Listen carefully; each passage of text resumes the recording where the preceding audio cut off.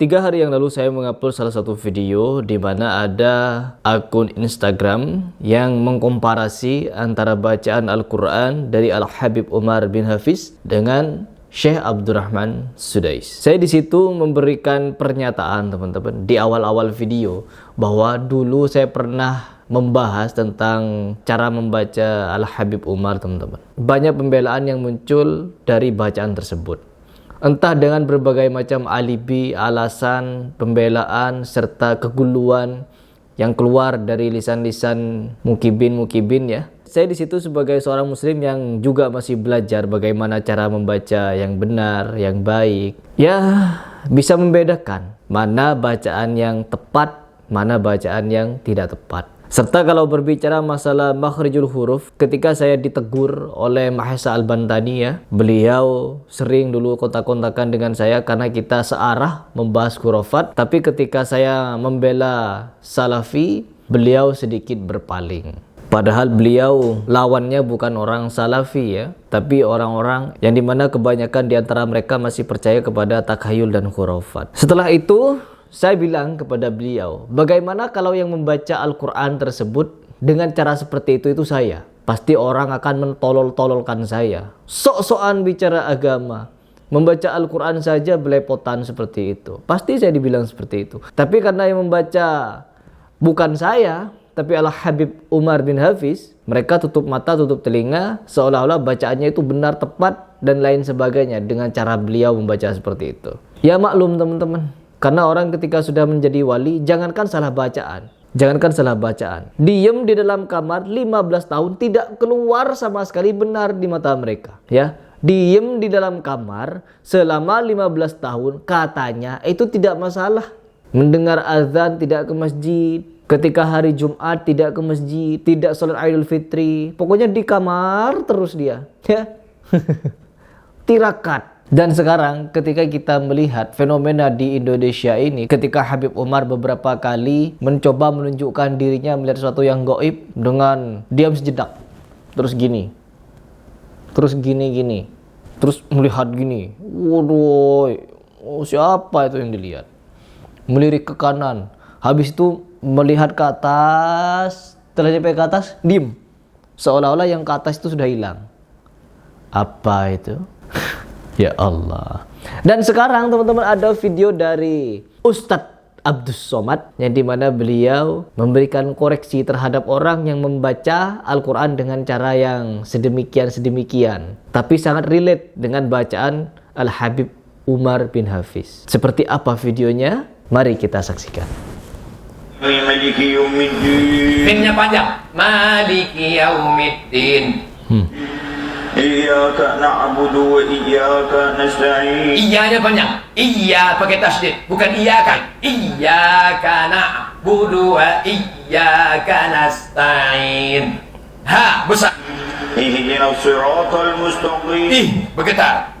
Sa tebal, bukan sin, bukan sa. Ihdinas siratal mustaqim. Siratal ladzina an'amta 'alaihim. Siratal ladzina, bukan za, bukan ja, bukan za, za. Letakkan ujung lidah di ujung gigi. Za. Ghairil maghdubi 'alaihim. Allah, bukan g. Ghairil maghdubi, tebal. Ghairil maghdubi 'alaihim.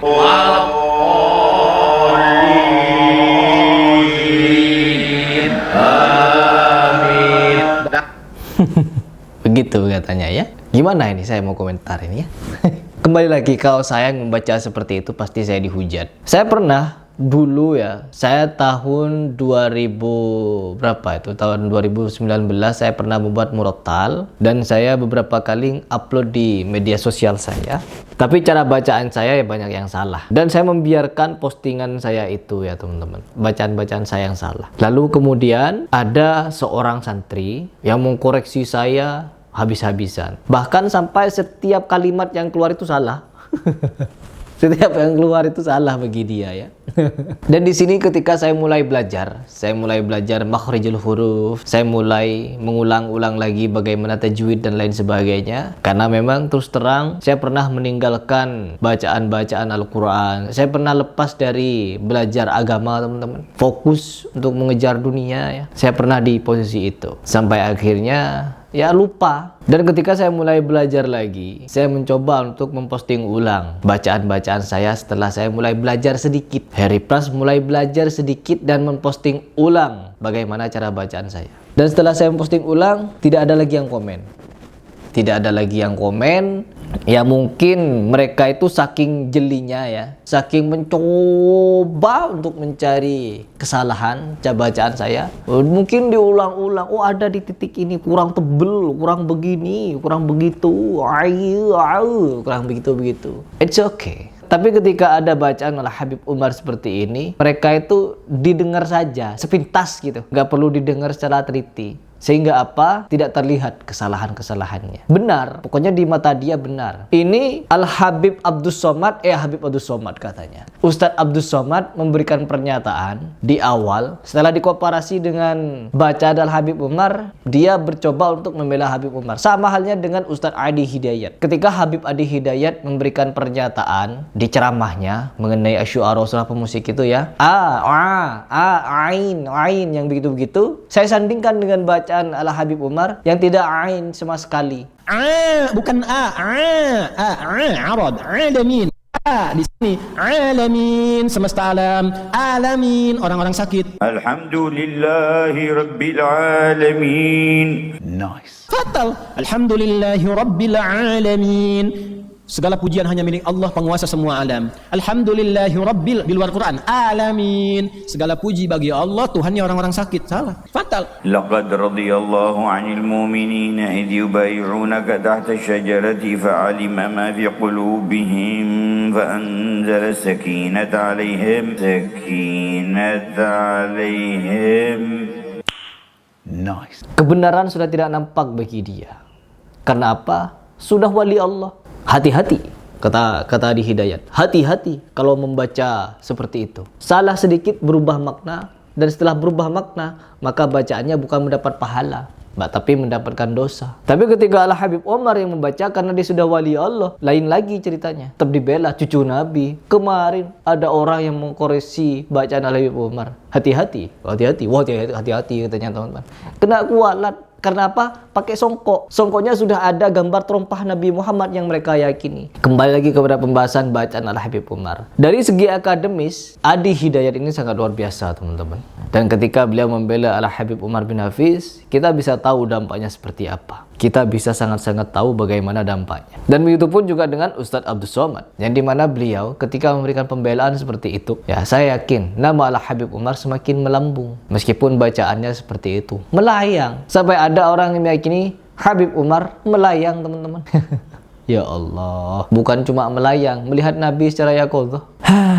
Coba kita lihat seperti apa pembelaan dari Ustadz Abdus Somad. Ada loh, setelah beliau memberikan pernyataan kritikan terhadap bacaan yang salah-salah, ketika dikomparasi dengan bacaan Al-Habib Umar, beliau ada video pembelaan terhadap Al-Habib Umar. Coba kita simak. Dapat saya video Habib Umar bin Hafiz jadi imam. Jadi imam. Dengarkan bacaan Fatihah Habib Umar. Yang nggak suka baca di bawah. Apa ini? Wali Allah, Fatihahnya aja nggak betul, mimnya kok pendek. Nah, itu qiraat wars namanya, bodoh. Qiraat wars teman-teman. Ya, qiraat wars. Jadi kemarin kalau siapa namanya Mahesa Al-Bantani membela dengan qiraat sab'ah, dan ini qiraat wars. Sekarang coba kita dengarkan seperti apa qiraat wars ini ya teman-teman. Apakah benar sama seperti bacaan Al-Habib Umar, mimnya pendek dan lain sebagainya. Alhamdulillahi Rabbil Alamin Ar-Rahmanir Rahim Maliki Yawmiddin Iyyaka na'budu wa iyyaka nasta'in اهدنا الصراط المستقيم صراط الذين أنعمت عليهم غير المغضوب عليهم ولا الضالين